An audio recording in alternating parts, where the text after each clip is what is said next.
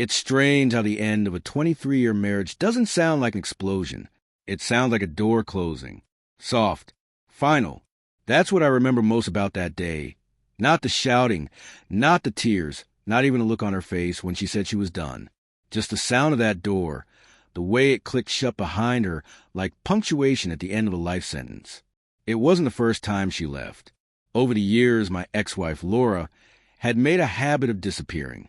A weekend away here, a business trip there. I used to tell myself she needed space, that every marriage had rough patches.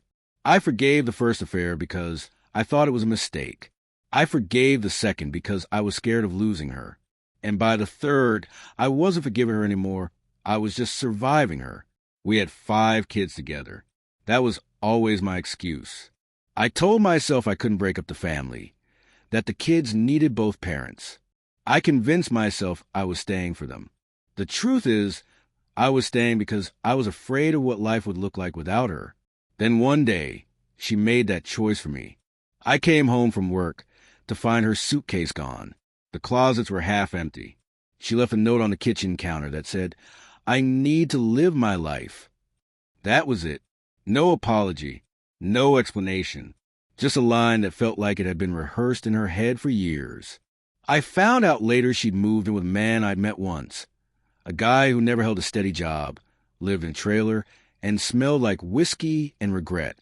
She traded a house full of children for a man who didn't even know how to pay a bill on time. At first, I thought she'd come back. I really did. She'd done it before. She'd get restless, go on a break, and crawl back when she realized what she'd thrown away. But not this time. Days turned into weeks. Weeks into months. And eventually, the kids stopped asking when Mom was coming home. That was when the real pain began. I could handle being cheated on. I could handle being left. But watching her stop caring about her own children, that's what broke me. Our oldest daughter, Emily, was 17 at the time. She took on more responsibility than any teenager should ever have to. She started cooking dinner, helping her little brothers with homework, tucking them in at night when I was too exhausted to stand. My middle daughter, Sophie, stopped talking altogether for a while.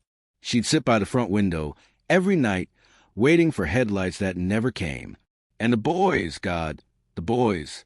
They were 7 and 9, too young to understand what had really happened, but old enough to feel the absence. They used to draw pictures of our family, stick figures holding hands, and there'd still be 6 of us in the picture, Mom always smiling, even though she wasn't there anymore. I tried to fill the gaps she left behind. I became everything. The cook, the nurse, the driver, the disciplinarian, the comforter. But I couldn't be their mother. No matter how hard I tried, I couldn't give them that softness, that warmth. I'd hear them call out for her in their sleep sometimes. That's when I'd go to the bathroom, shut the door, and cry quietly so they wouldn't hear me. People like to say that time heals all wounds. That's a lie. Time just teaches you how to function around the pain. You get better at pretending you're okay. The hardest part wasn't the long nights or the bills or the loneliness. It was the silence, the kind that sinks into a house and stays there. Every time the phone rang, a part of me hoped it was her, not for me, but for them, for the kids. But most nights, the phone stayed silent. The few times she did call, it was always rushed, always shallow. "How are the kids?" She'd ask, like it was a formality. I'd tell her about their grades, their sports, their birthdays.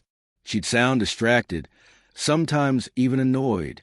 Once, I asked if she wanted to talk to them directly. She said, "I'll call next week." She never did. By the second year, I stopped giving kids false hope. I stopped saying things like, "Mom's just busy," or "She'll call soon." They didn't believe it anymore. And honestly, neither did I.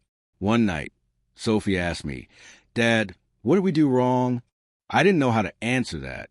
How do you explain to a child that sometimes people just break, that their mother's love had limits? I wanted to protect them from the truth, but I also didn't want to lie. So I told her the only thing that felt right. "You didn't do anything wrong," I said. "Sometimes adults make choices that don't make sense. But I promise you, you are loved." She nodded, but I could tell she didn't believe me. Years went by. The kids grew up faster than they should have. Emily went to college on a scholarship. Sophie became an artist. The boys, Liam and Noah, turned into good men despite it all. They stopped calling her Mom a long time ago. She became Laura, just a name like someone they used to know. Every once in a while, I'd hear through mutual friends that Laura was still with that guy, that they'd moved to another state, that she'd picked up odd jobs but never stayed anywhere long. She didn't come to Emily's graduation, didn't send a card for Liam's 10th birthday, didn't show up when Sophie had surgery. Nothing. It's hard to describe what that kind of absence does to you. It's not a wound, it's an infection. It spreads slowly, quietly, until you forget what life felt like before it hurt. I used to think anger would make me feel better. I wanted to hate her. Sometimes I did. But most of the time, I just felt tired. Tired of defending her to the kids. Tired of explaining why she wasn't there. Tired of pretending she was ever coming back. Then, one afternoon about 8 years after she left, I got a call. It was a hospital 2 states away. They said they had a woman named Laura Matthews listed as my emergency contact. She'd been in a car accident. For a moment, I didn't know how to feel. Shock, maybe. Fear. Then something I didn't expect, guilt. Because part of me had been waiting for that call. Just not like this. She wasn't dying, just badly injured. I drove down that night. When I walked into her room, she looked small, fragile. The same woman who'd once torn my life apart now looked like a stranger in a paper gown. She looked at me with tired eyes and said, "You came." I didn't know what to say. "You're still on my emergency contact list." I said, "Guess you forgot to update it." She smiled weakly. Maybe I didn't want to. I asked her if she wanted me to call the kids. She shook her head. "No, I don't want them to see me like this." That was the moment I realized she hadn't just abandoned us. She'd abandoned herself, too. We talked for a while, awkwardly, like 2 people who'd once known each other in another life.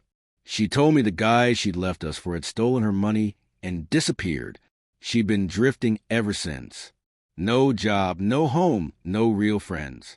I wanted to feel sorry for her. But all I could think about were the years she missed. The birthdays, the graduations, the nights I stayed up helping the boys with homework, the times Emily cried herself to sleep. So I asked a question that had been sitting in my chest for over a decade. Why didn't you come back? Not to me, to them. Why didn't you come back for your kids? She looked away for a long time before answering. Because I didn't know how. I kept thinking I'd ruined it too badly, that they'd hate me. So I stayed away. There was no anger in her voice, just exhaustion. I nodded slowly. I didn't forgive her. I didn't curse her either. I just sat there, realizing that sometimes the people who hurt us the most are already punishing themselves far worse than we ever could. When I left the hospital, I didn't look back. I never saw her again. She passed away a few years later. The kids didn't cry. They'd already done their mourning years before. Now the house is quiet again, but not the same kind of quiet it used to be. It's peaceful now, warm. The walls don't echo anymore. They breathe. The kids visit often, bringing their own families. There's laughter again. Sometimes, when everyone's gone, I sit in my chair by the window and think about that door closing all those years ago. The sound still haunts me, but it doesn't hurt anymore because I realize something. The door didn't close on my life. It closed on hers. And while she walked out to chase a version of freedom that never existed, I stayed. I raised 5 good people. I built something from what she left behind. Maybe that's a real revenge. Not anger, not bitterness, but survival. Living a good life when the person who broke you thought you never would. It took me years to understand that. But now, when I hear a door close, I don't think of endings anymore. I think of everything that began right after.